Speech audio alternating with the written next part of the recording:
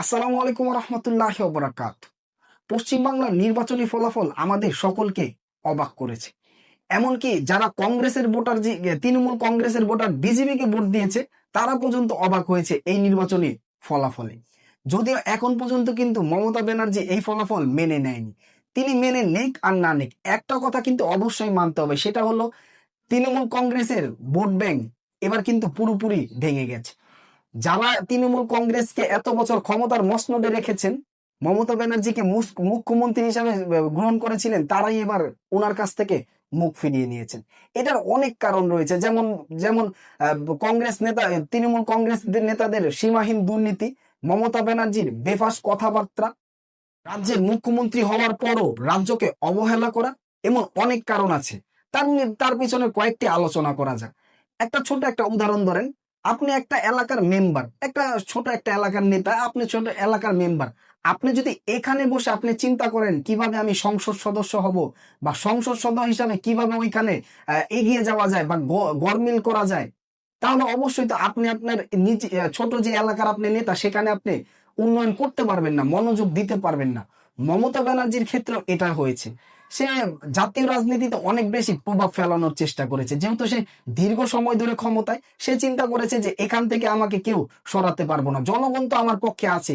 তাই সে জাতীয় নির্বাচনে বারবার প্রভাব ফেলার চেষ্টা করেছে এবং তার দলকে জাতীয় মানে ন্যাশনাল পর্যায়ে নেওয়ার চেষ্টা করেছে, যার ফলে কিন্তু তার নিজের রাজ্য কিন্তু অবহেলিত হয়েছে।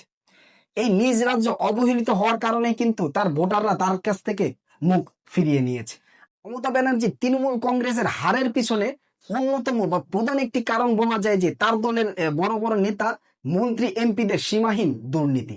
আসলে একটা দল যখন দীর্ঘদিন ক্ষমতার মসনদে থাকে, দীর্ঘদিন ক্ষমতায় থাকার ফলে তারা চিন্তা করে নেয় আমরা আজীবন ক্ষমতায় থাকব, এই মসনদ আমাদের আর ছেড়ে যেতে হবে না। তৃণমূল কংগ্রেসের নেতাদের ক্ষেত্রেও এমনটাই হয়েছে। তৃণমূল কংগ্রেসের নেতারা সবাই ভেবে নিয়েছিল তারা এই ক্ষমতার মসনদে যেহেতু দীর্ঘদিন ধরে আছে, তাদের এই মস্তক আর ছেড়ে যেতে হবে না। আর এই কারণে তারা একের পর এক সীমাহীন দুর্নীতি করে গেছে, যা কিন্তু খুব সুন্দরভাবে ফুটে উঠেছে পশ্চিমবঙ্গের সাধারণ মানুষের কাছে। আর এই কারণেই কিন্তু সাধারণ জনগণ এবার কংগ্রেসের উপর থেকে মুখ ফিরিয়ে নিয়েছে। আরো একটি কারণ হিসাবে বলা যায়, 2024 সালের আগস্ট মাসে কলকাতা সরকারি আরজিকর মেডিকেল কলেজ হাসপাতালের একজন একজন নারী চিকিৎসককে ধর্ষণ করা হয়। এই তদন্ত করবে উল্টো তৃণমূল কংগ্রেস বা সরকার থেকে বলা হয়েছে এটা বিরোধী দলের ষড়যন্ত্র, এবং হাসপাতাল কর্তৃপক্ষের সাথে প্রশাসন আসলে যোগ সাজেশে গিয়েছিল যে কিভাবে প্রমাণগুলো মিটিয়ে দেওয়া যায়। কিন্তু পরবর্তীতে দেখা গেছে যে এই আন্দোলন কিন্তু বা এই ব্যাপারটা শুধু পশ্চিমবঙ্গ না, পুরো ভারতে ছড়িয়ে গেছেন। তখন দেখা গেছে মুখ্যমন্ত্রী মমতা ব্যানার্জি নিজেই কিন্তু এই ধর্ষকের শাস্তির দাবিতে রাজপথে নেমেছেন, মিছিল করেছেন। কিন্তু তখন আর কোনো লাভ নেই, তখন কাজের কাজ যা হওয়ার হয়ে গেছে। এটাই কিন্তু তৃণমূল কংগ্রেসের এই নির্বাচনে হারার অন্যতম একটি প্রধান ধাক্কা বলা যেতে পারে।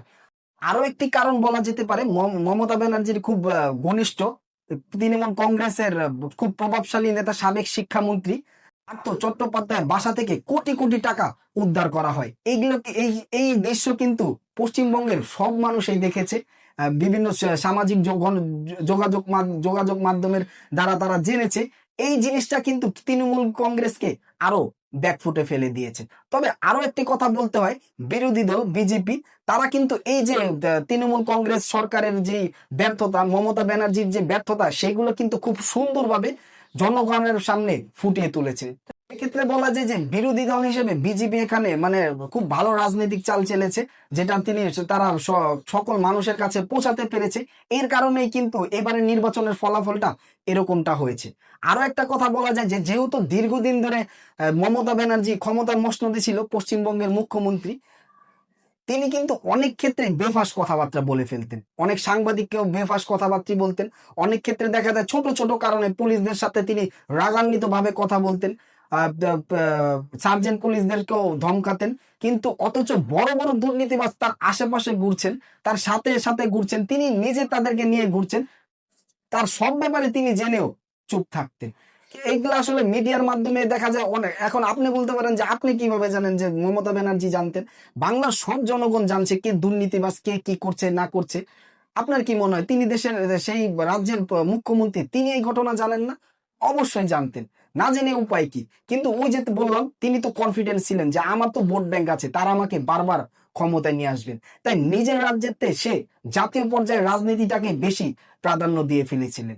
এই কারণে কিন্তু এরকম শোচনীয় একটা পরাজয় দেখতে হয়েছে মমতা ব্যানার্জির তৃণমূল কংগ্রেসকে। বিশেষে আমি আমার একটি ব্যক্তিগত মতামত প্রকাশ করতে চাই, সেটা হলো উপমহাদেশে বিশেষ করে ভারত, পাকিস্তান, বাংলাদেশে কোনো সময় বিতর্ক ছাড়া কোনো নির্বাচন অনুষ্ঠিত হয় না। নির্বাচন মানেই বিতর্ক। আর যে সুযোগ পায় সে চুরি করে ক্ষমতার মসনদে যাওয়ার চেষ্টা করে। এই নির্বাচনেও মমতা ব্যানার্জিকে হতে পারে যে তাকে চুরি করে বা জোর করে হারানো হয়েছে, হতে পারে।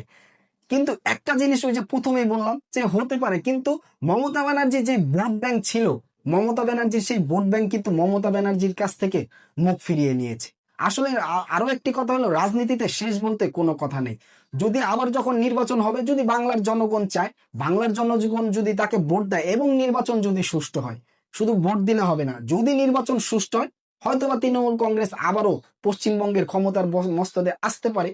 আবার এমনটাও হতে পারে যে তারাও প্রভাব খাটিয়ে ক্ষমতা নেওয়ার চেষ্টা করতে পারে যে মানুষ বিজেপিকে ভোট দিয়েছে, তৃণমূল কংগ্রেস ক্ষমতা নিয়ে গেছে।